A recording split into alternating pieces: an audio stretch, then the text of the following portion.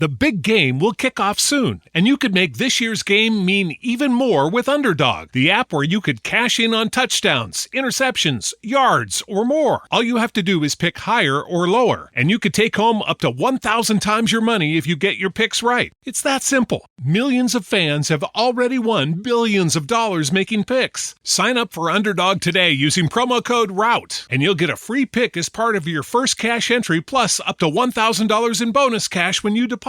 That's promo code ROUTE. Must be 18 years or older, 19 years or older in Alabama and Nebraska, 19 years or older in Colorado for some games, 21 years or older in Massachusetts and Arizona, and present in a state where Underdog Fantasy operates. Terms apply. Void in Colorado. Concerned with your play? Call 1-800-GAMBLER or visit www.ncpgambling.org. In Arizona, call 1-800-NEXT-STEP or text NEXT STEP to 53342. In New York, call the 24/7 Hope line at 1-877-8-HOPE-NY or text HOPE-NY. Why choose a Sleep Number smart bed? Can I make my side softer? Can I make my side firmer? Can we sleep cooler? Sleep Number does that. Cools up to 8 times faster and lets you choose your ideal comfort on either side. Your Sleep Number setting.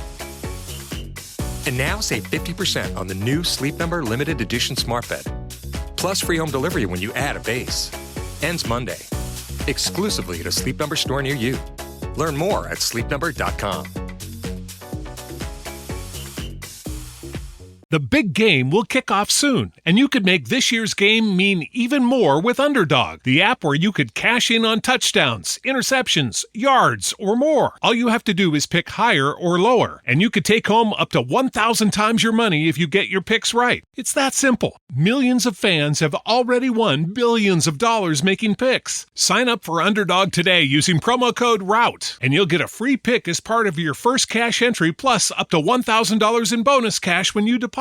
That's promo code ROUTE. Must be 18 years or older, 19 years or older in Alabama and Nebraska, 19 years or older in Colorado for some games, 21 years or older in Massachusetts and Arizona, and present in a state where Underdog Fantasy operates. Terms apply. Void in Colorado. Concerned with your play? Call 1-800-GAMBLER or visit www.ncpgambling.org. In Arizona, call 1-800-NEXT-STEP or text NEXT STEP to 53342. In New York, call the 24/7 Hope line at 1-877-8-HOPE-NY or text HOPE-NY. Just in case you missed it, it's the top 5 sports talkers of the day. Now, it's time for Dan Barrero's Top 5 at 5. Don't forget, it's the return of Special K, Pat Kessler, in studio tonight at 5:30 this evening. Lots of stuff to get into in the nation's capital and in the state of Minnesota's capital as well. Why are you smirking? Because I've been going back and forth with one of our California sources. I see. Do you have your phone? Can you go to my last tweet? Yes, I think I'd like to reveal this to you this way. Okay, let's see. You can follow me on all social media as well, Twitter and Instagram, at Gaardsy, Gaardsy. So this is your last tweet? What I just tweeted out. Oh, that's brilliant. I'll let you describe it. It's so good. Well, I'll just read the tweet. God, that's just so good. Let me pull up my own Twitter now because now I'm off of it. Oh, where did I go? Can't make it up. Our friend Josh Braaten, one of us Hollywood actor guy, sends me this picture where he's wearing the same jacket that Rob Pelinka was wearing yesterday. Looks better on Josh, which it does. Well, but then again, he's a great actor. He can pull it off that way. He is. I don't know if it's the real Josh Braaten or it's... No, it is. I can assume this kind of role because I'm good at playing the parts of other people. He reports that the jacket, which he fits him nicely, had to wear for some publicity stuff or headshots or whatever it is, was over $500. It wasn't $2,000 like I thought, but it was a $500 jacket. Interesting. And he also says I wouldn't last 6 months before I bought one. This is a darker color, though, isn't it? Wasn't Pelinka's more of a brown? Almost a tan, I thought? Let me pull up everybody sending it to me because that was happening. Yeah, this is brilliant. No, I think it's the same jacket. Oh, is it the same jacket? Yeah, my bad. It looks black. Okay. It just looked a little browner because his black shirt was blacker. That could be what it is, yeah. And then don't forget the chain. He had a chain going. Yep. It looked like he greased up the hair pretty good. He's got the scruff, because he's been up all night of course. Making trades. That's it. You know, working the phones, West Coast time. No question. God, that's that brilliant. I retweeted that too. That's a brilliant photo. That's the best. God, I love Josh Braaten. That's just so good. Minnesota Timberwolves today announced the following injury update on everyone's favorite forward, Julius Randle, who suffered a right groin strain Thursday, January 30th against the Utah Jazz. An MRI was taken at Mayo Clinic, and Randle was revealed that he has a right adductor strain. That was also confirmed via second opinion from a doctor that works at the American Hip Institute. So what does that mean? Means Randle will be reevaluated in 2 weeks, which means he's out at least that long. Add him to the list with Dante DiVincenzo, who I think is scheduled to be reevaluated in another week and a half or so? That sounds or 2 about weeks? right, yeah. Because that was 3 weeks, right, for his initial injury. And so we'll get a couple of updates pretty much back-to-back between the two centerpieces for the Karl-Anthony Towns trade. Well, what's interesting is that with both of these guys out, obviously Finchie has no choice but to use his bench more often. And that means he's got to give the green light to a certain extent to the backup players to shoot, right? And I actually cringe every time Luka Garza misses a shot. Because I feel like, oh, God, it's going to be another nail in his coffin. And was it the last game where he missed a bunch of shots? They were good shots. He just didn't hit them. That's what I worry about. Because if you have now you do, obviously, Randle and DiVincenzo out, you got to get some offense from some other places. Now, I know Naz had 30, I think a career high 30 last game. It's probably going to have to be Naz. But it's going to have to be Naz, but it has to be somebody else in addition. Because you're already getting some points from Naz. So someone else among the bench guys is going to have to come to the forefront to get something going. So I hope he doesn't turn on the bench players who did not score all that effectively the last game, especially Luka. I would say we got to continue to free Luka to a certain extent. Who are we playing tonight? The Bulls? Chicago Bulls, Target Center. They've unloaded everybody. I mean, they're tanking at this point. Pretty much responsibly, I guess. But I don't. Who do they have left? Well, tonight I know they're without Lonzo Ball, left knee injury management. Oh, he's always out. Did you see the rumors that we were sniffing around Lonzo Ball? That he was one of the... No. There was 3 or 4 teams that they think he's probably going to be a buyout guy. Oh. And you might be able to pick him up on the cheap a little bit later. Well, I would be intrigued by... because the truth of it is what you kind of need... What he can do well, this team could use... I just don't know how healthy he stays at this point and if he's close to being the guy who we thought he was going to be. That's the question. But that's an interesting note. We'll pay attention to that moving forward. But obviously, who is their best? Levine is in Sac. Is now in Sacramento. And Kevin Huerter, Trey Jones, and Zach Collins are not playing yet. Valanciunas I think Sacramento picked him up, which is a nice depth, big man move there. And didn't Chris Middleton get traded for Kuzma? That was the other thing. Yes. That's a pretty decent. In a normal year, that's a pretty decent sized trade. But this year, because of the Fox deal, and more importantly, because of the mega deal, people aren't paying quite as much attention to it. What happened now? Now somebody on AI says, draw a picture of Gaardsy with a tight black leather unzipped jacket on. And the AI me, man, that's rough. I know I'm not looking good, but the AI me is painful. It's painful. You and I were both tagged on it. I gotta repost it. This has been I've worked here. What year is this? I've worked here for 21 years. I think this is easily. Now I know how meat sauce feels every day. Like, this is how meat sauce feels every single day. Easily the most vicious cheap shots. Well, the first 3 aren't bad. It's the fourth one that's probably not all that. Yeah, but I can't look at the first 3 because the fourth one is all I see. Yeah. Who's that guy? Oh, that's pretty good. So I retweeted that's what it. AI came up with. I guess. That's all right. I'm on a comeback. Now, is that Grok? Did Grok do that, or is this a different AI? I'm not I can't keep up with all the AI. I'm not sure who our guy used here. I do like the jacket, though. It's actually growing on me a little bit. Yeah. AI me doesn't look that bad in the jacket. Real me, I don't think would ever pull it off or try to pull it off. Maybe I will. Maybe I'll go as Rob Pelinka for Halloween this year. I don't know. Maybe I can borrow Josh Braaten's jacket. It's the old deal of... Oh, my God. And to me, it's kind of the difference between Pat Riley and Pelinka is that with Riley, he did change his style, but it felt like it just sort of happened, and he wasn't trying that hard. This looks like a guy trying too hard, right? I think so. Southern California guy, this is my moment, man. I got to rise to the occasion. And when you have to do it that deliberately, it just comes off bad. That's all. It's trying too hard. You're trying too hard. And with Riley, it's like, well, no, that's the way he is these days. He didn't have to. It didn't feel as if it was as forced or as manufactured. This felt very overcooked and just almost cliche-like, to be honest. Cliche. That's what it is. Bill Burr had a great rant on somebody's podcast. I think it was Amendola's podcast, which apparently we run endless promos Danny for Amendola? on the iHeart stream. Which Amendola? Was it Amendola? No, it was Julian Edelman. Oh, Edelman. Okay, one of those. Yeah, one of those old lacrosse forgettable, but effective Patriots receivers. Basically talking about how he hated going. He'd watch the Celtics come out, but he would always go watch when they played the Clippers because he hated Laker fans because it was always the lower level was always a 65-year-old, right? With an 18-year-old woman, and he goes, I couldn't sit with them. It bothered me, but. The third AI Gaardsy isn't that bad. I could roll with that. No, that's okay. Yeah. Number 4, though. Just concentrate on that one. I'm going to print this out, though, motivation. I've been on a good workout kick, so this is a good motivation. Probably smart move. All right, I got to get to a couple of other things here. I got to get to the big spending spree, but I got to pull up the story because your Minnesota Twins just continue to open. To spend. The pocketbook. To spend. I have no idea who's actually running the team or who's okaying these big moves.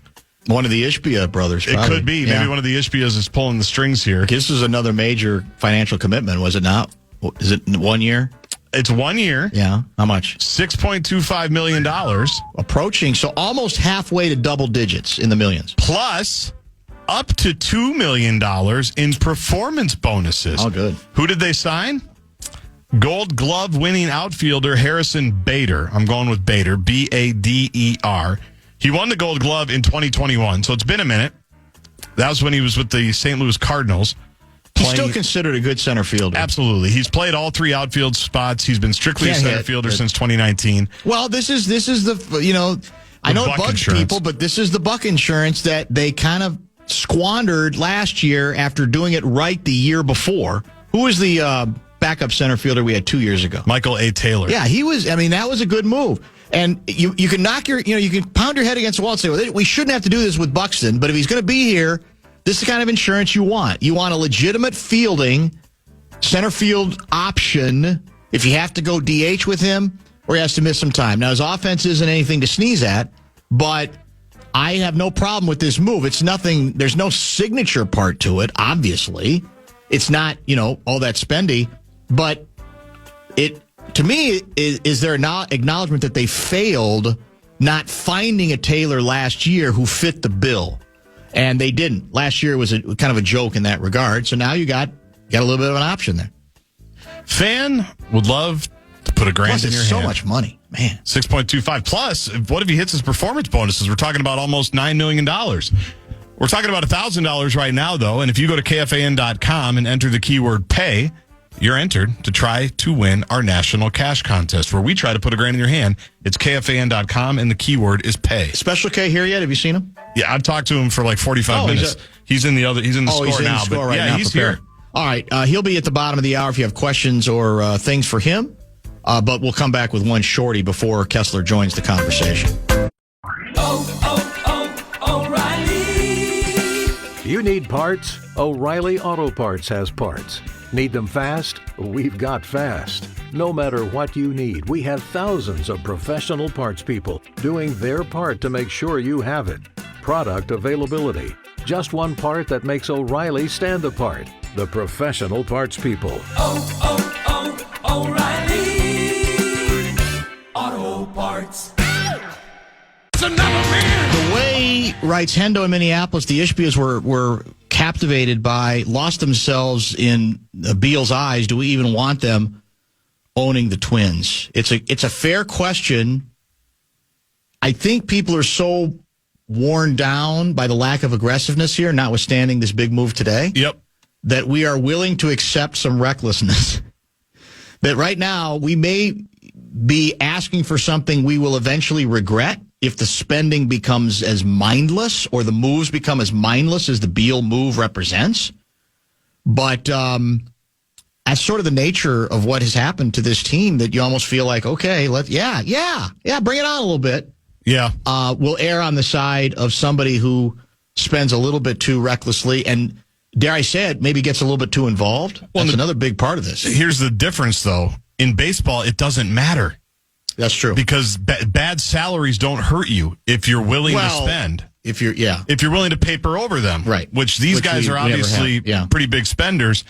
In the NBA, if you have a couple of bad contracts or a guy gets hurt and the money's just sitting there dead, then you're in trouble. That's what we're seeing, why all these teams are trying to shed some of their supermax guys or max guys. In baseball, you can spend frivolously, and you can be wrong a couple of times if you're going to continue to do it. And they might also have, they're not new owners anymore, because everybody always calls it new owner syndrome. When you come in, you make a bunch of moves really quickly, big, bold, dramatic moves. They'd at least have the basketball side of things, a little bit of experience to go, we just did this like 16 months ago. Remember Bradley Beal guys when they're around the conference table at one Twins way?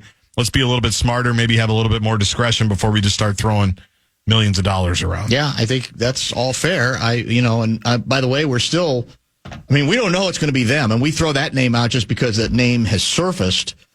But there's not been much reporting lately on where everything stands, other than the continued insistence from Lavelle that there's a lot of interest in owning this team. But, of course, interest in owning the team is very different than necessarily making the move, making an offer that even the poll ads cannot refuse. So it's interesting because we've got two significant open ownership questions. One of them is supposed to be resolved within a week, right? That's by Monday. The next owner, long-term owner, is going to be your Minnesota Timberwolves. Although, as we've been cautioned, if the new guys win the ruling, they still then have to be approved by the National Basketball Association Board of Governors. And there's some people out there who think they're not going to be. Now, I assumed that if you have Michael Bloomberg as part of your group, you should be in pretty good position, unless it's all funny money elsewhere. The original twosome have, including A-Rod, I don't know. And then we've got the Twins open-ended situation involving the possibility of new ownership coming. The poll ads, of course, have opened the door to that happening, but it has not happened yet, and that's why I don't think there should be much of a celebration until we get some sort of resolution there. And again, there has to be approval. There's a process. It takes more than 15 minutes to get the whole thing done. It would seem to be a necessary step, but certainly for fans in this town. But in fairness, we don't necessarily know that it's going to be a breakthrough and everything's going to be 100% better. It's just hard to believe it can be any worse when it comes to the public relations mess that current ownership has, at least in the case of Joe Pohlad, has to a certain extent created, one could say. I stopped watching the Twins about 15 years ago, writes Andy.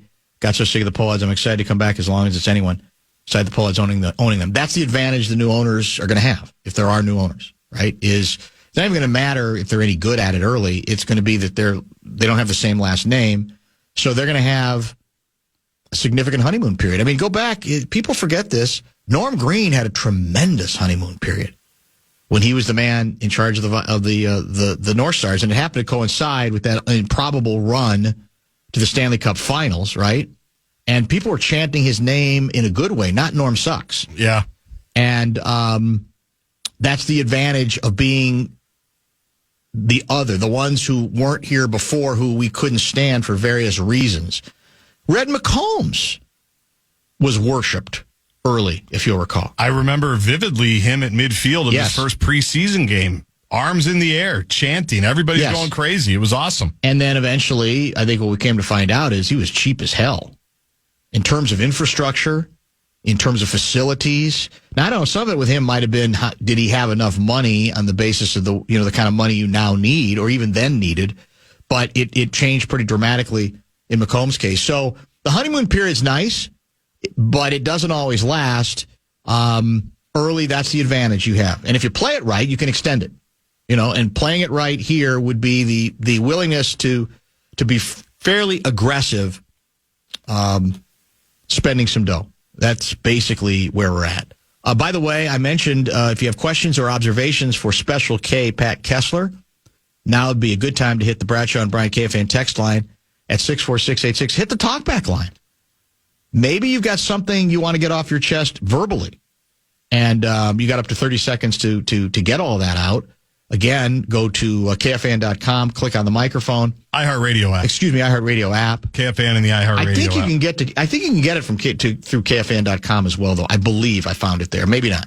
Regardless, I mean, if you don't want to hit the app, I think you can get there either way, and click on the microphone, however you get there, and you have up to 30 seconds to make whatever point that you indeed want to make. Similarly, I think the majority of Wolves fans probably want the new guys to own it.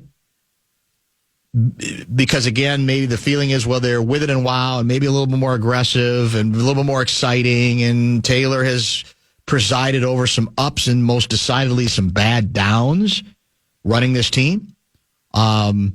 So my guess is, especially the youngsters would say, well, let's get, because they're not concerned about the A-Rod history at all. I just don't think it means anything to them. Probably right. And has more to do with, well, they're the ones who are aggressive about trying to get Conley. Of course, you may feel differently about that now on the basis of the most recent move that's made that, doesn't look great for this moment. While Cat had I think Cat last night had, was it 24 points and like 20 rebounds? Check his box score. He was over 20 on rebounds. He had another really big night. They're playing really well. The Knicks continue to thrive, one could say. The number 3 spot, I think, last we checked in the Western, I should say in the Eastern Conference. 27 and 20. Yeah.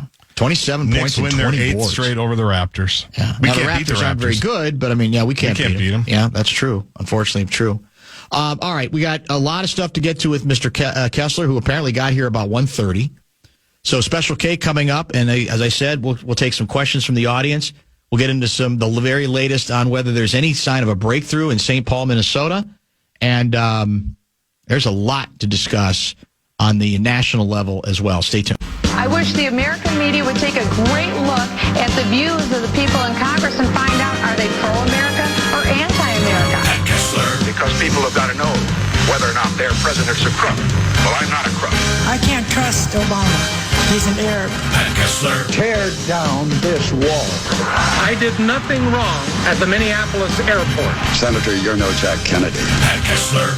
And now, to help Dan break down all the tough questions in politics, it's our own Pat Kessler. political wonk. I feel like a supermodel, except like times 10. It's Channel 4's Pat Kessler. with Dan Barrero on the Fan. He really is special. That's the word, special. Special K. Period. Do you agree with this, Kessie, that if we named... Yesterday we were talking about the various razors, like Occam's razor. What was the other one that came up right away, Gaardsy? Hanlon's razor. Hanlon's razor. There's a bunch of razors that lay out different philosophies and realize there different were that ideas. many. Would Kessie's razor be, you've got them, smoke them? You've got them, smoke them. It's a choice. It's a choice. Because that implies don't smoke them. But if you got them, smoke them. Do smoke them. Do smoke them. Yeah. Absolutely. That could be Kessie's razor. Absolutely. That's not bad. It's kind of a Damocles sword. I've got 1 million texts that have come in. You do. For you. I want to get to, well, let me get to the vicious one early, because I think we should Good. Nice way to start. Well, no, I think we might as well, it's the old, let's lance the boil early just here. Jump in the water. You know what I'm saying? I just think it might be better this way. Triangle Authority. I should have started. Why didn't I star it? Yeah, I do that all the time. People want to know if I did the one-hit wonder from last week. That beautiful gift. Oh, did you, by the way? Many times. Many times. Was that last week? Last week, yes. One of the listeners, I think his name was Schuster, Tom Schuster. Very nice. Thank you for that. Yeah, Dave. Right. Dave Schuster. Dave. Yeah. Sent to me. I remember him well. I mean, it was beautiful. Yeah. Well, that was 2 weeks ago. Or Was did he it bring really? you your own special one? Well, I got a special one, I think. Don't talk me out of it. I mean, beautifully blown glass. Very artistic. Really nice. Come on. So it was sitting around the house for a couple of days, and my gal said, what are you doing? And I said, I'm going to use it. So, Good for you. I can't find it now. Earned it. I'll wait and get to it. It sounds to me like you have so many texts that rip me. Well, no, there's just a lot of texts that have come in, but not necessarily. Yeah. And that rip me. That it's hard to select the ones that are the most vicious. Oh, here it is. I found it. This is from 712 guy. Where is 712? That's Chicago. That's interesting. No, I don't think so. Unless it's a new one in look that Chicago. Up, yeah. 712 area code. Oh, there is one. Western Iowa. It is Western Iowa. Okay, there you go. Western Iowa. I'm sure the Kessler time will be completely unbiased and not the sky is falling rhetoric I see all day. So that is a good place to lance the boil. Mm-hmm. We're talking about the national scene. Mm-hmm. So how do you respond to him? I mean, how do you deal with the idea of, well, if you tell people the sky is falling every day, then they're not going to believe it when it really is falling? Or do you believe the sky, on the basis of the approach, 2 weeks in, that Trump has taken, that legitimately the sky is falling every day? Well, I mean, what would you say to him? Everything's in an emergency. Right. If everything's an emergency, nothing is an emergency. So 712 guy, I take your point. So you do not want me to talk about Gaza Lago? Condos, the big condo plan, Cousins condos in Gaza. I mean, there is so much stuff, a fire hose of information that's coming out. There are some people who believe that all of the chaos just in the last few days with the tariffs on Mexico and China and Canada, or the proposal to move all of the Palestinians out of Gaza and build a Riviera of the Mideast. I mean, this is just the last couple of days. Co-president Elon Musk coming in and sweeping out the federal government. The appointments that are very controversial for the cabinets, your guy Bobby Kennedy. They're getting through. They're all going to go. A bunch of them are. Sounds like they're going to go. So where do you want me to start? Is there anything that the 712 guy? I mean, is that like the sky is falling stuff? That's the place to start. If you say the sky is falling on everything, then the sky is falling on nothing. If you're ranking the sky is falling stories, what would you put? What would you say? Well, no, this should be far more concerning or interesting or potentially frightening. For me, the most important issue is potentially illegal, because I think, to me, that's it. The issue is the legality or illegalities of some of these acts, right? It's the old, we say this every time, elections have consequences. He came in, people voted for him to a certain extent, wanting him to blow it up again, right? I think he's actually blowing it up faster this time than last time. But you can't say that a lot of people voted for him didn't want him to do it. The question is, which one of these is a legal blowing up, and which one of these are truly more indicative of, my God, be careful what you wish for, even if you voted for him. Well, I mean, so do you go with the crazy? Do you go with the chaotic? Do you go with the confusing? Or do you go with what's really, really important? I think it's fascinating, if I could use that word, that they are doing something that Democrats and Republicans all promised they were going to do going way, way back for generations. We're going to come in here and we're going to root out the waste and the fraud and the abuse. We're going to get rid of all the duplicative agencies. We are going to go in there and we're going to get the waste out of there. Why are we spending money on this? And it's so much money that we're going to save, according to Donald Trump, $1 trillion or more. So everybody's tried to do this. He's actually going in there and doing it. The issue, as many people would say, the problem is that he's going in there with your guy Elon Musk, who may not be doing this legally, with a bunch of Silicon Valley tech bros that are just out of high school. and going in there and looking at a lot of private stuff. So are they doing it the right way? Does it need to be done? Probably in some way, in some level. Are they doing it the right way? Man, oh man, I gotta believe the courts are going to step in and say, whoa, whoa, whoa. Because where do you go? Offering early retirements to everybody in the CIA, I'm beginning to wonder. Going in and looking at USAID, which is the International Development Agency, sure, I'm sure there's some stuff that's crazy. I don't know about, as Donald Trump has said, $50 to $100 million of condoms going to Gaza. Don't know about that, but hey, take a look at it. If there's waste in there, get rid of it. Condoms, you say. So, and by the way, it's for reproductive health that goes to health clinics in the Mideast, and it's 15 million. Then it became 50, and then Donald Trump made it 100 million. I mean, there's only 1 million males in Gaza, by the way. That might be swordsman. Well, yeah, who's to say? Well, you know. So anyway, I'm getting off track here, but it's probably a really important thing, and Donald Trump said he was going to do it, and he's actually doing it, going in and pulling it out at the roots of national government. But it could be really hurtful the way they are doing it. So let's get to some specific cases here. We had the tariff war briefly, and then the latest I recall, you can correct me if I'm wrong, is that President Trump then said we're gonna hold off on the toughest tariff sanctions. And I've read a few people, including some folks on the right,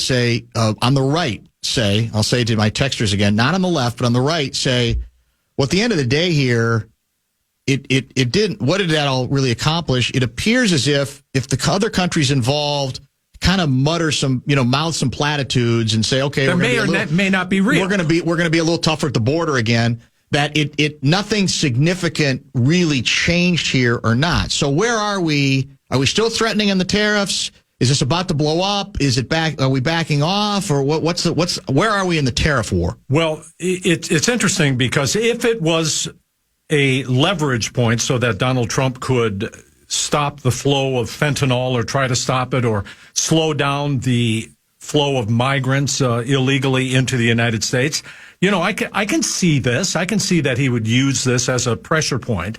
I still don't quite understand our friends in Canada, why he would do that to Canada. They are our brothers and sisters. They're our family. We play the Major League Baseball and hockey, and the NBA is there. Right. I mean, these are our friends. So I don't understand that part of it either. So he, I think, realized with the chaos that caused and the confusion and the steep drop in the stock market, which is something I think that President Trump pays attention to, I think he would take anything. And so what both of those countries offered was really nothing. A few more troops on the southern border, maybe. Canada appointed what's called a fentanyl czar. Okay, fine, go ahead. So I don't know. This didn't really have anything, but it does inject and introduce uncertainty into the economy. That house I was going to build in Hamel, remember that? I do. I'm worried about the housing costs now because we get all of our plywood and our lumber from Canada. What are we going to do? What am I supposed to do? So I think it does inject uncertainty. And I know that many Trump supporters, and, it's not completely wrong that he likes to introduce an element of uncertainty and craziness. You don't know what I'm going to do next. And maybe that'll help in some sort of trade deficit, whatever that is we have. But in Minnesota and all the upper Midwest states, that's our number one trading partner. So, where do we go? All right. So here, I'll give you another example of some of the frustration we get from the right here. Why do Democrats ignore the fact that Elon and Trump are uncovering billions of dollars in fraud and wasted tax dollars in the fraudulent programs of the American taxpayer fund? Dems and the mainstream media always want to spin anything Trump does into a negative. The American people see through the BS. Brad from Woodbury. Couple things before you jump in on that. the given is that already in a few days, I mean, we'll all agree there may well be a great deal of waste and fraud. What he wants to accept as gospel is they've already uncovered it. Somehow, some way, in a systematic, professional way, they've already done something that generally takes a minute or two to actually uncover if you're going to be fair. And I don't know if this is satiric or true. Press secretary clarifies that Elon Musk will self-determine when there is a conflict of interest involving him and Doge, what are we calling that? Yeah. Doge, DOGE, which is all Department about of Government Efficiency. We're trying to find all this efficiency. So if I guess I would say respectfully to Brad from Woodbury, if your premise is that I'm going to take at face value that Elon, the irony here is if you feel like power corrupts, do you have any hesitation about giving it this completely in basically overnight, just because it's someone you identify with being on the right side? That to me is the issue. Isn't that there can't be significant issues here, problems here, but how quickly our guys are in charge. So we'll suddenly accept everything at face value without any questions being asked about the approach, how professional it is, what exactly has already been determined as wasteful. How have you found out about it? And by the way, with Elon Musk, might there be a few conflicts? That's the irony, is if you distrust power, then if you're consistent, you shouldn't be surprised that I think even some Republicans are asking lots of questions about the method that you are going forward with. Well, show me what the waste is. I mean, I want to see it. They're pointing to individual programs. Brad from Woodbury, billions of dollars of programs. Hey, if there's actually programs that are wasteful, I want to see them. These are programs that were voted upon, went through committees in the House and Senate of the United States Congress, and also signed into law by presidents, Republican and Democrat. Elon Musk is an unelected bureaucrat who is going in there and deciding what is wasteful and what is not. There are no checks and balances with him. No one knows exactly what he or his tech bros are doing. One of the guys who installed himself into one of the agencies, one of the big ones, is a guy who's known on social media as Big Balls. That's his handle. Okay. So I'm just saying his handle.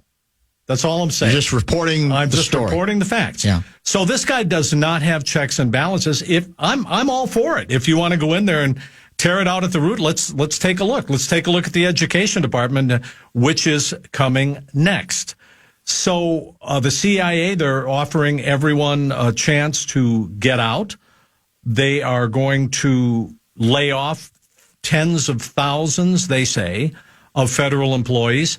It's all pretty quick, and they said they were going to do it, and that's exactly what they're doing. Well, but nobody knows how this is happening. I'm going to get in trouble again with some folks, I guess, on the right here when I ask, can we trust? The larger question right now, I think, is it about trying to streamline some of these organizations, ask tough questions about go for it, bloated, budgets, because there's a lot of that goes out there. Go for it. Or is this simply the revenge tour where almost every move is we got to root out anybody or everybody that we view, not necessarily the American people, but we view as the enemy that worked against us? Is it about, fulfilling the campaign promises of trying to go in a different direction because it's good for the country? Or is it about here's our enemies list, or here's my enemies list,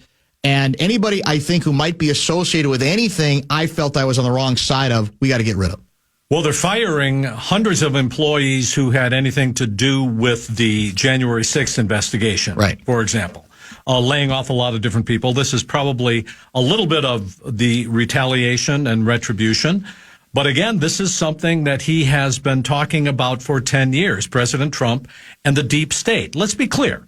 What is the deep state? They're unelected bureaucrats who make decisions that Congress doesn't have the time or the expertise to make on what causes an infection, what is a pandemic, how should we handle foreign aid in countries that we're trying to prop up around the world. These are all decisions that Congress makes and votes on, and the president signs.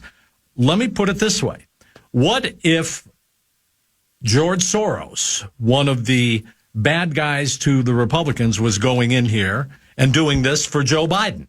How would people feel? They would say he's unelected, and somehow he's got this. Now, the comeback to that power is, well, you can, once you're president of the United States, you can appoint various people to do jobs who aren't elected. Now, you could say, well, most of them are supposed to be vetted and approved or rejected by Congress, but in any case, we have never seen anybody go into agencies like this and have access in 15 minutes. Have access to our personal data, our Social Security numbers, our medical records, our tax records, anything. They have all of the access to this. Someone, and I don't know who this guy is, Elon Musk and all his buddies, they're in there doing this. So where is the accountability? We don't know how they're going about it. We don't know what they're using, what kind of security clearances a lot of these people have. We just don't know. If they're going to uncover all of this billions and billions of dollars of fraud or waste, go for it. I'm all for it. But let's remember something, that it's a very small amount of the American budget that they can actually look at. The president says they're not going to look at Social Security. They're not going to look at Medicare. They're not going to go in and do anything to the Defense Department. So that leaves a very, very small amount of spending, like 30%, 40% maybe, of spending that you can go after. And no one knows what he's doing or how he's doing it. Speaking of the president, you remind us, and I guess I did not realize this, he will be making history this Sunday in New Orleans, Louisiana. Is that correct? How about that? President Trump is going to attend the Super Bowl in New Orleans. So he's come a long way from the time where he said, I'll never attend another NFL game, and he urged everybody to boycott the NFL. Super Bowl, homeboy. The president is going to be there, and I think it's a big deal. I mean, recognizing that this is perhaps among the very biggest events in America every year. So, yes, President Trump is going to be there, and he'll be able to watch Kendrick Lamar's halftime show and then comment on that. Now, he's also doing something that President Biden did not do for the last 2 years. He's going to sit down for an interview, as has become kind of the tradition over the last 30 years of presidents sitting down for interviews before the game. Biden didn't do it, and at first it was Fox News, and people said, well, it's Fox News. Of course he's not going to do it. But then he didn't do it with CBS News. And that's when I remember you and I talking about this a year ago. Like, what is he doing? Why would he not do this? Something's up.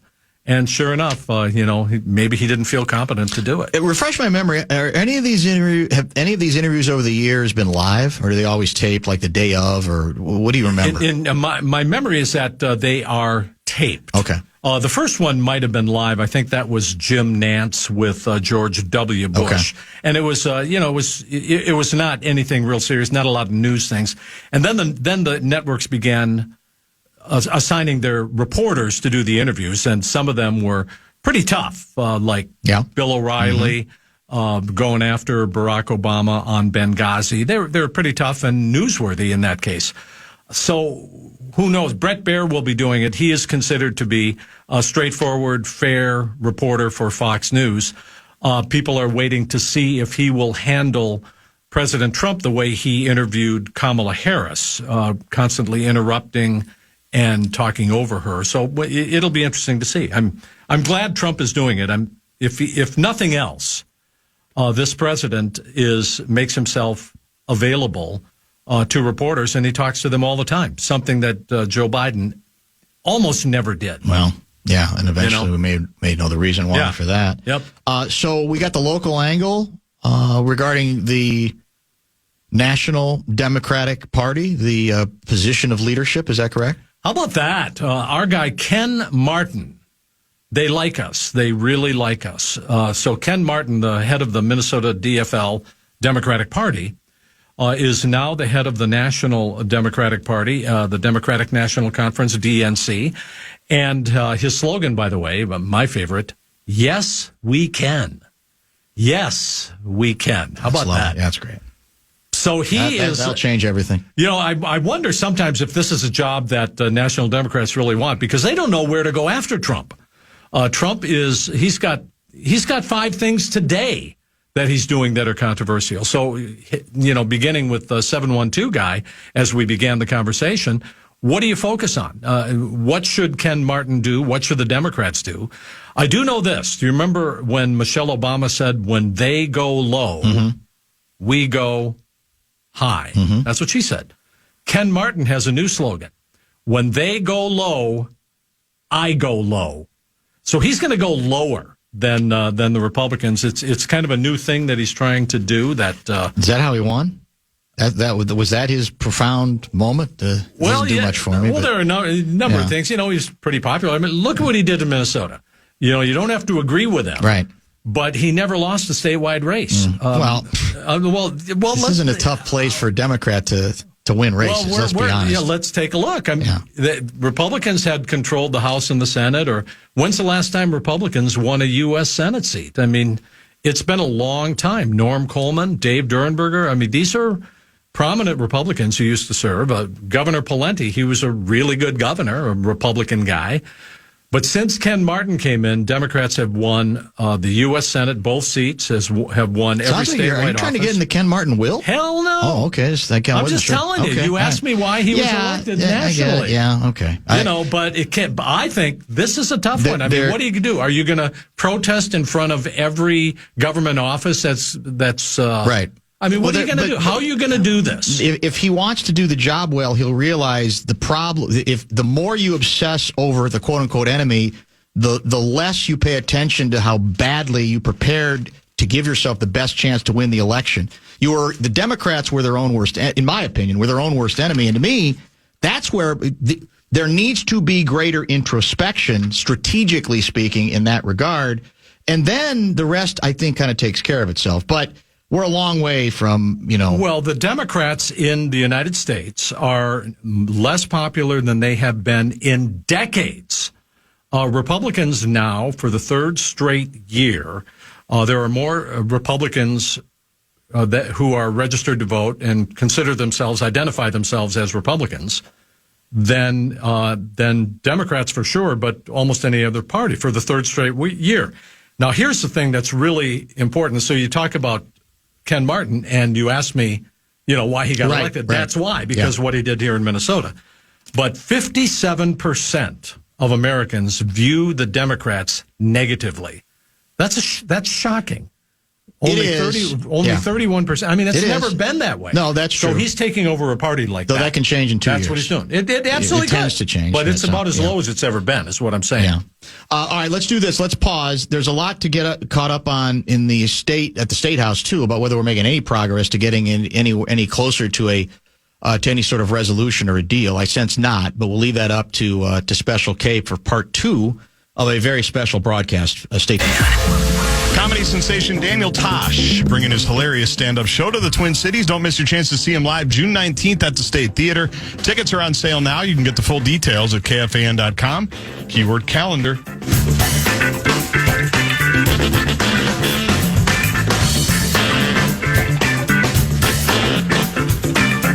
Get spanked.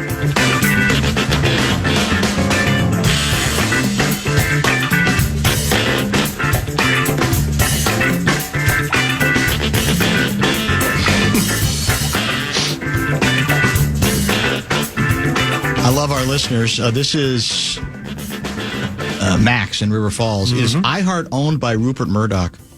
I haven't listened to you in 2 weeks. I'll check back in 2 more weeks to see if you've pulled your head out of your ass. That's excellent. Thank it's excellent, but I don't know. That's I think more for me than for you. I don't know what to tell you. Max, all I'll tell you is on this show, 3 to 6:30 Monday through Friday. I don't play the game where I'm going to be prisoner to, if I state an opinion that a lefty like Max isn't going to like, that I have to shy away from that because of the concern that the assumption will be made that I must be some sort of a stooge for somebody on the right like Rupert Murdoch. He can play that game of us versus them, that there's no gray area on anything. I don't do it. I won't do it. And if that hurts your feelings, too bleeping bad. I mean, I spend the other half of the time hearing, and this is 80%, even with before Kessler walked into this door, from people who are on the other end of the aisle saying, stop with all the savagery on Trump. So if I surprise you every once in a while by not going all in on what Max from River Falls, the pablum that he apparently wants to hear, you're listening to the wrong show. That's all I can say. Locally, where are we? What's going on? Are we any closer to a deal or not? It's all crazy. No, absolutely not. Just as the federal government appears to be chaotic and a little confusing. I think people are shocked at a lot of stuff going on. The same thing is happening here. I think the Minnesota legislature is in a state of dysfunction. It's a soap opera over there at the legislature. The Democrats are continuing to boycott the Minnesota House, so they can't do any business. Republicans are showing up, but they can't really pass any bills because the Democrats aren't there. They don't have enough votes. There aren't enough people to do this. Democrats say they're conducting sham hearings. Meanwhile, I think yesterday the Republicans are beginning a statewide recall of the Democrats. So it's nutty out there. It's very, very rare, if ever, that a legislator has been recalled. There are provisions to do it. Not going to happen, though. Very difficult. Yeah. You know, it's all about the votes. If you can get the votes, sure. I don't think you can get enough votes, can you? Absolutely. You know, you might be able to. You go out there. You need 5,000 to 6,000 votes per legislative district in order to recall someone. But it's not going to happen anytime soon. It could happen this summer if it ever gets to that.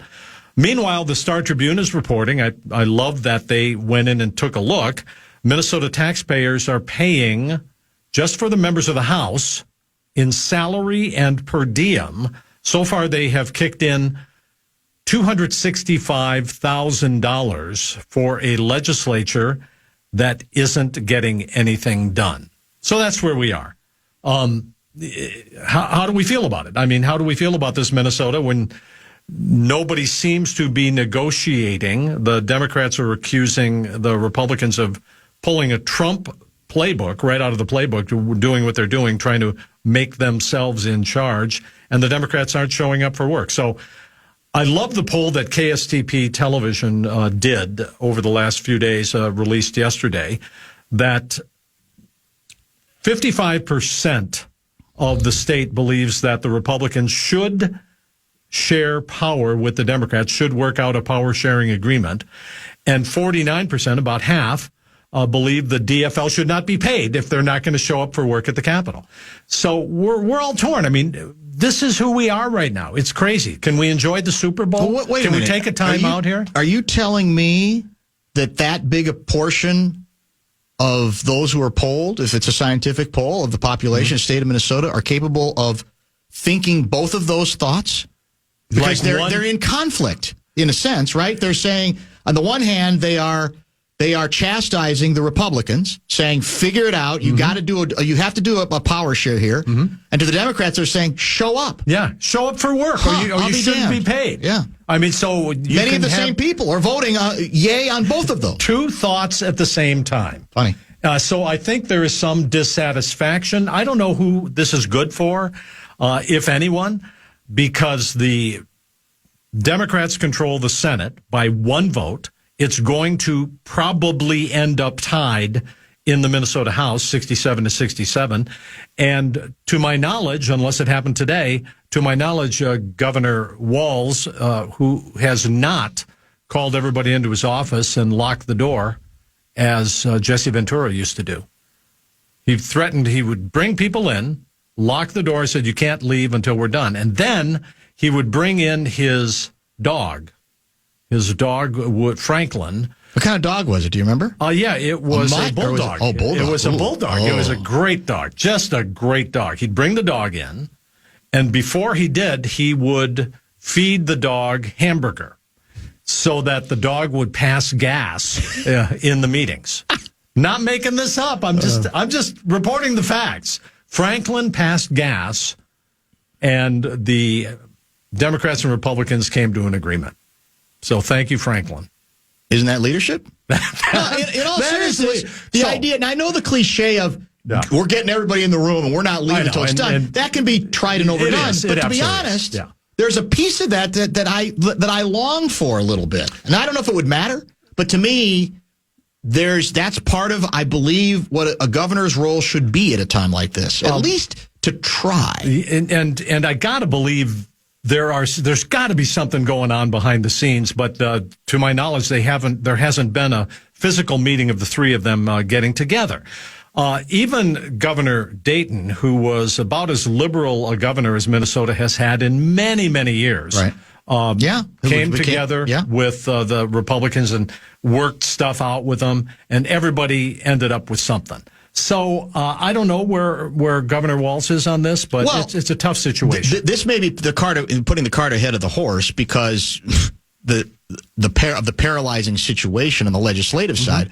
But there is reason to believe that Governor Walz has figured out, regarding the numbers, that the days of basically getting through everything he wanted in a lefty agenda are over. That he's going to have to make some concessions.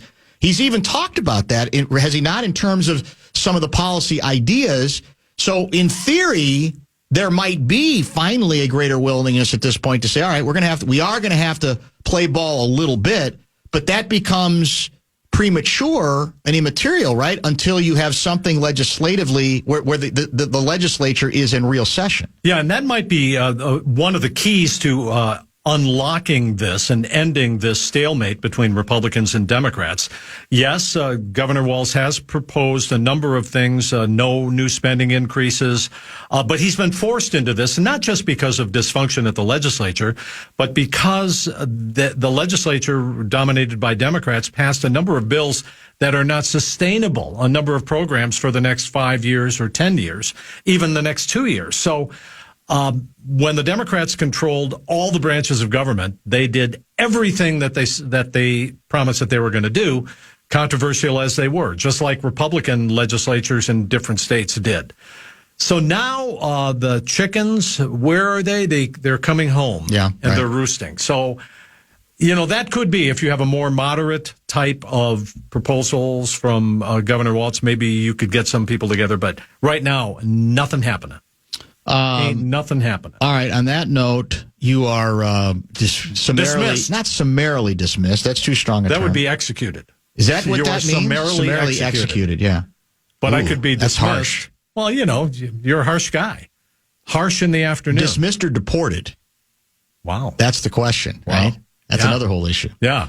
For another day as well. Did I read also that we're starting to release some of the people that we originally detained? And in some cases, whatever the reason, I don't know if it's the difficulty in getting rid of everybody, even the Trump administration is backing off on some who of are this. Not, Native Americans who are Native Americans, literally, who are swept up in these raids, and you got to let them go.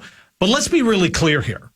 President Trump is doing exactly what he said he would do. And a lot of politicians don't do it. This is what America voted for. Not sure they voted for condos in Gaza or taking over Panama and Greenland, but they did vote for a number of things, including immigration, severe, swift immigration reform. And that means rounding people up, and that's what he's doing. So far, we haven't seen the price of eggs go down. That was one of the big promises. That was going to be in the first week, the first couple of days. Grocery prices would be going down, and quickly. I think it was at the store a couple of days ago. $7, $7.95 for a dozen eggs. What size? Grade AAA, double A? No, those are just a large, grade A. Okay, grade A. Okay, grade A, large eggs.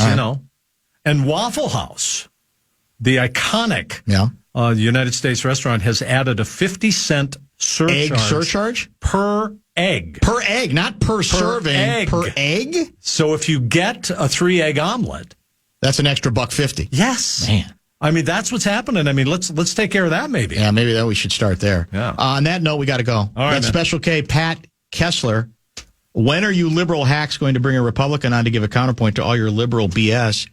So wait a minute. I just went from being accused of being a Rupert Murdoch stooge, I should say, to now being one of two liberal hacks on the show. How do you sleep at night? I don't know. How do you sleep at night? I'm not going to sleep at all tonight. With so many options, why choose Arizona State University? For me, the only online option was ASU because of the quality. Their faculty was really involved with their students and care about your personal journey. The dedication to my personal development from my professors, that's been extremely valuable to me. Earn your degree from the nation's most innovative university. Online. That's a degree better. Explore more than 300 undergraduate, graduate, and certificate programs at asuonline.asu.edu.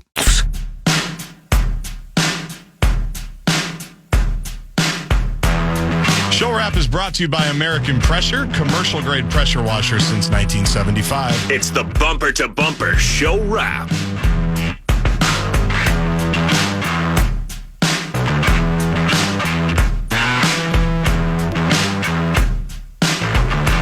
This is from 612 Guy. Love your show. 2 favorite moments. First was when you hatched it out on the air that you would be the Bumper to Bumper show. And the second was when a caller called in and called it the Owl Franken Hour Comedy Gold. What am I missing there? I'm not sure I understand the bit. No idea, but it's pretty good. Tasteless box of mashed potatoes and Davy. I guess they want me out. Is that what that means? I don't know. That's from Goat Guy. I'm not sure. Davey. San Antonio Spurs are going to be heard from, Davey. Yeah, they're on Fox's first game tonight, right? Yeah, that's right. They just, I think it's the ESPN game tonight, not mistaken.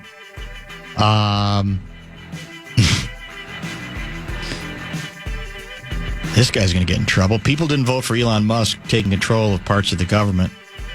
Well, I think we kind of knew that was going to happen. That's possible. We knew it was going to happen. And he was there every step of the way. But as we said before, whoever is in power, you're still allowed to react to it. You're still allowed to process it and say, well, this makes sense, or this one's a little bit more concerning, especially when there may be legal thresholds that have been crossed. That really shouldn't be all that difficult, but in 2024, it certainly is. I want to thank Brian Billick, who joined early in the first hour, included Billick and Luigi. Good conversation with Louie into the 4 o'clock hour. Kessler just wrapped things up now.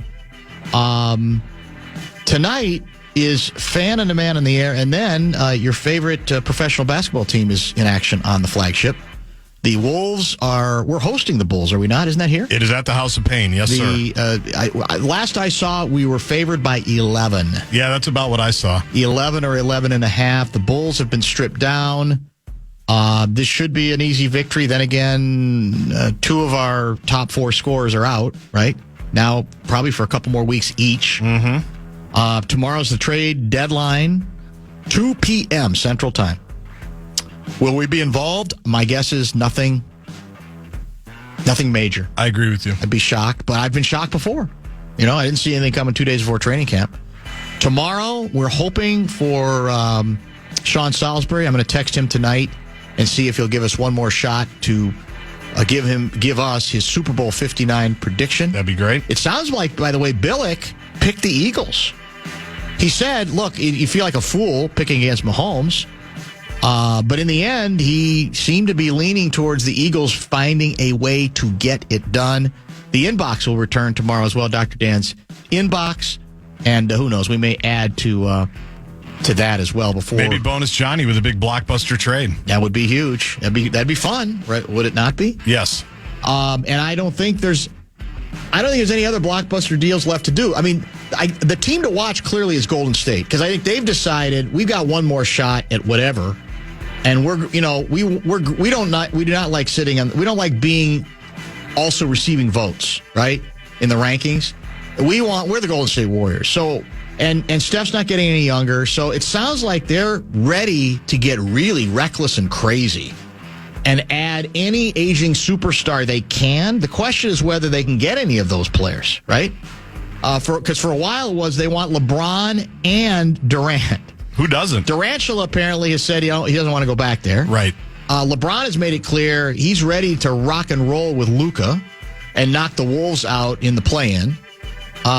So I don't know who that, unless there's a sneaky name out there that we haven't paid attention to, I don't know who that leaves. And Butler, to me, at this point, has become almost a joke. I mean, I don't even care what happens with Jimmy Butler. It's not like at this late date, he's going to change a team from a middle-of-the-road team to a championship contender, so I don't have any idea. There's so many random dominoes like Beal and Butler that have to fall for Durant and anything else to really coalesce or come together. Yeah, and, obviously in a perfect world, I'd take Butler over Beal anytime.